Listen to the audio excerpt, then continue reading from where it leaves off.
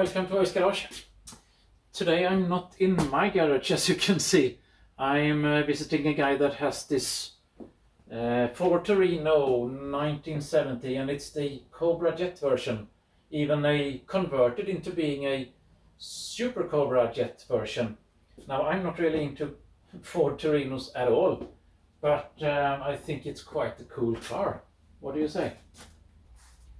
Now the stories I've understood it is that the Torino was kind of an intermediate car, mid-sized American car, kind of the same body as the Fairline as far as I understand, but some versions were called Torino for some reason. But this specific version of the Torino is quite a rare car and quite a special car. It has this fastback.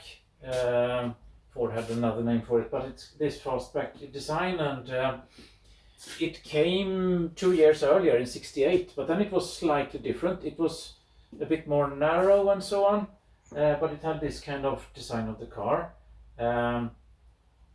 They noted that it was a very aerodynamic car, so they started to race it in NASCAR, but it was not really aerodynamic enough to win. So that narrower version was slightly modified. They put a different nose on it. Let's see. So it was kind of, you know, a bit more aerodynamic from that perspective. And even the normal 1968-1969 car without that Talladega nose, as I think they call it, was a bit more aerodynamic than this one. So this car was never really raced in NASCAR races as far as I can understand. But still, it's really a cool car. Yeah, back to the Talladega. So the Talladega version was built in a very low number or production number because they had to homologate the body. So I think they had to make at least some 500 cars, but I think they built a few more. And they started to run those cars in NASCAR with not this engine, because this engine is wider. Was that an issue? Maybe it was an issue for the production car, but the engine was not homologated when they started to race, so they were using the old 427, the FE 427, what do you call it, side oiler version. But then they were working on this newer engine, the 385 series, and it's a shorter stroke engine, but with a bigger bore or larger bore.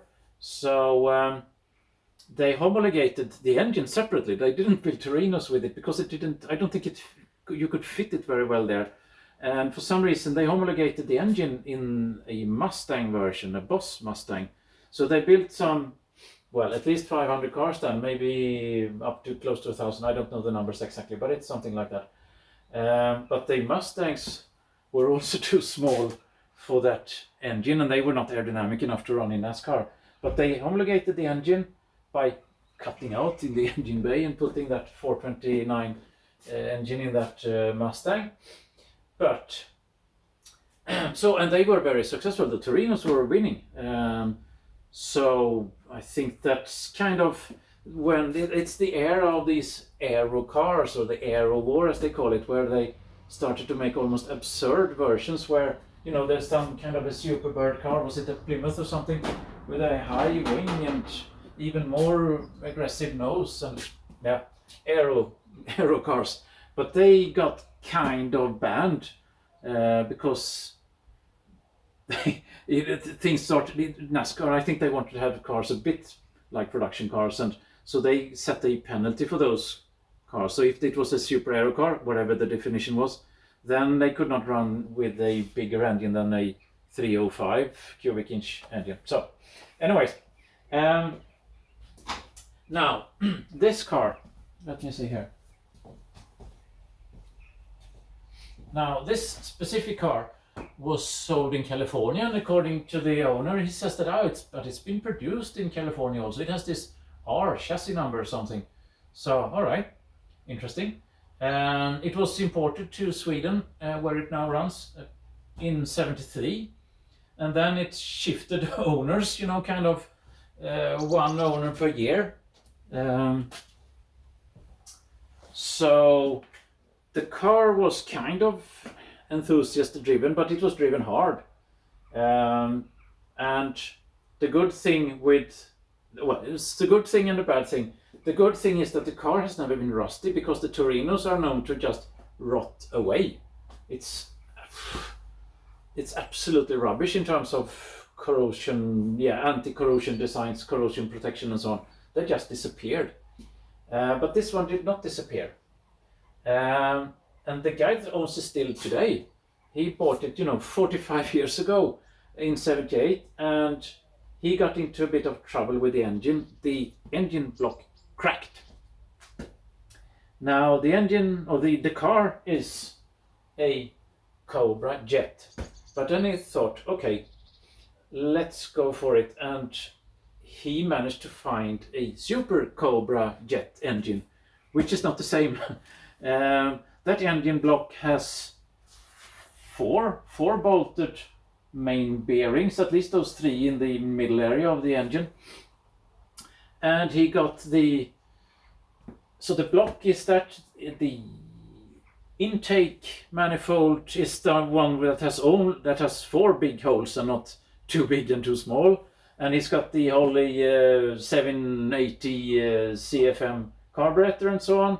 And so he now considers it to be a kind of converted into a Super Cobra Jet. And he has even added these twister stripes on the car. They are extremely rare, these stripes, if it would have been an original car, and the car, if those things should have been on a car that was orange, but those orange cars are ridiculously rare.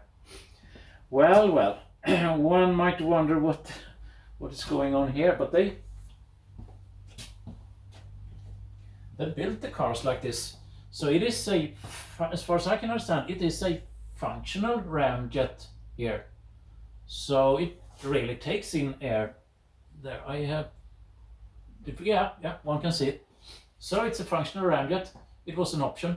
And this Super Cobra Jet thing, it was a drag pack option, and you could get different kind of gear ratios in the rear axle and so on. So there were different type of drag pack options also. But I think that this is, I really like it. Really cool car. And I also, the Super Cobra Jet also has this oil cooler and so on. So, quite something. Let's take a quick look at the rear end of the car also. Yeah, so you can see quite an aerodynamic shape of the rear end here, and this thing looks kind of almost home, like it's made at home, but it's not. It's a factory option. It's an aluminium sheet metal thing that they have made somehow, and it wasn't all that expensive to tick the box to get this option on the car. But nowadays these things are expensive, like I don't know what. Interesting. These things in plastic became popular then on more normal cars in the 1970s. The owner says that, it's the car as such, it kind of collects water here, and so it's not only underneath where it could rust away.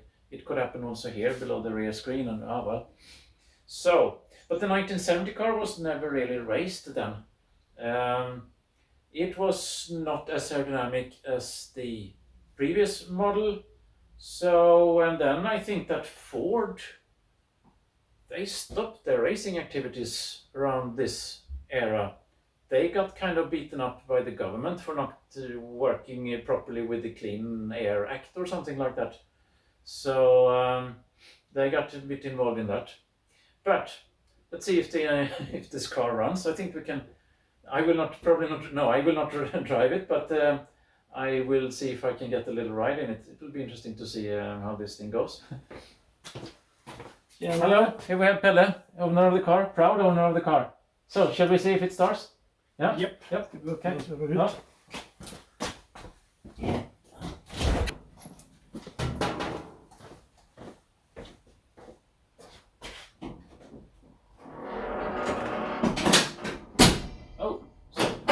or original?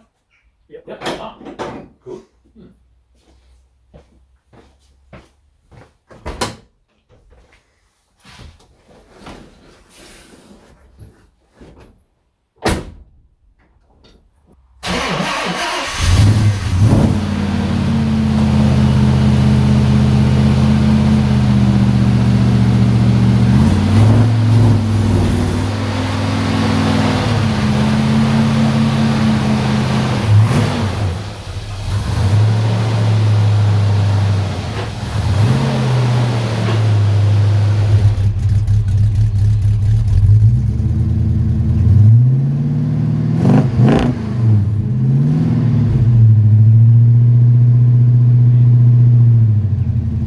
So here we are in the car. There we go.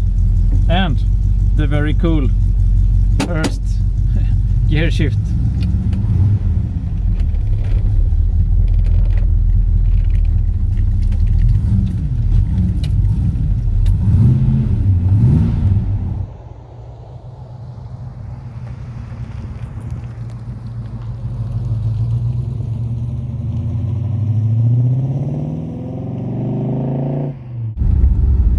Absolut manuell låda före automat.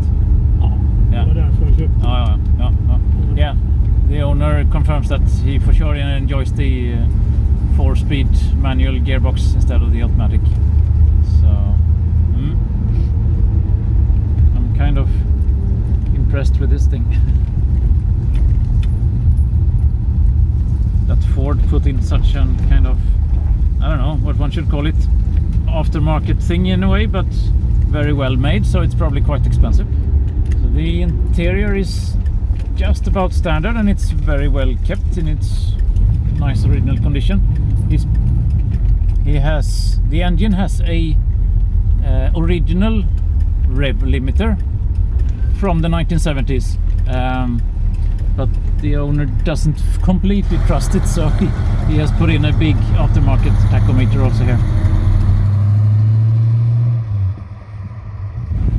So I asked if there's been an issue with the gearbox, but he said no. But the clutch was rubbish, really. So he's got some kind of a sintered center force clutch in it now, and then it works really well.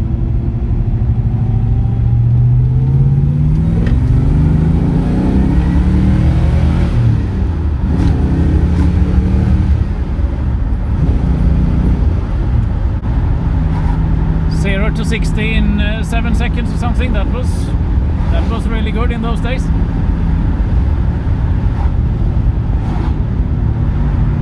I think end speed at the quarter mile was something in the range of 100 miles per hour.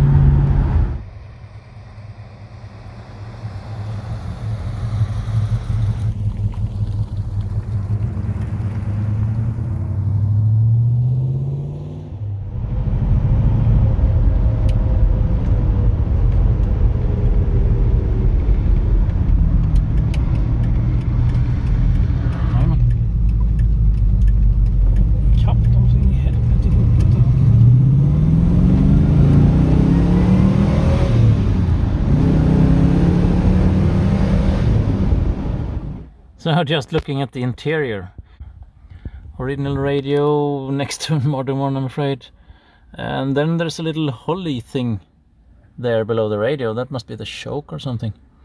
Disc brakes, it's a little sign on the brake pedal, so it has optional disc brakes. Well, maybe that was standard on the Cobra, I don't know. Okay, that modern tachometer and speedometer to 200 kilometers per hour, I would think, not miles per hour. The seat belts, hip belts maybe you call them, but there is you can't see it really, up in the roof there's a diagonal belt also that one can use, and the car has bucket seats.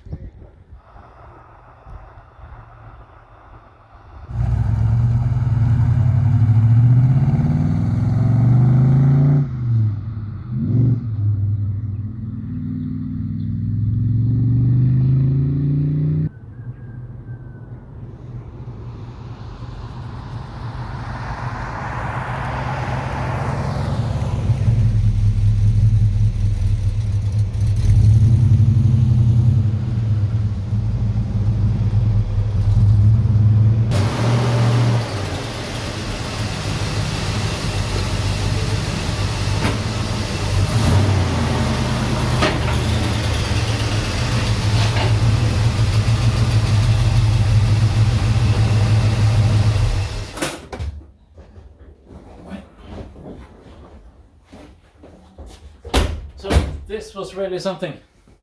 And Pelle, thanks a lot. Thank Good you. to meet you. That's all from Hoist today. Take care. Bye.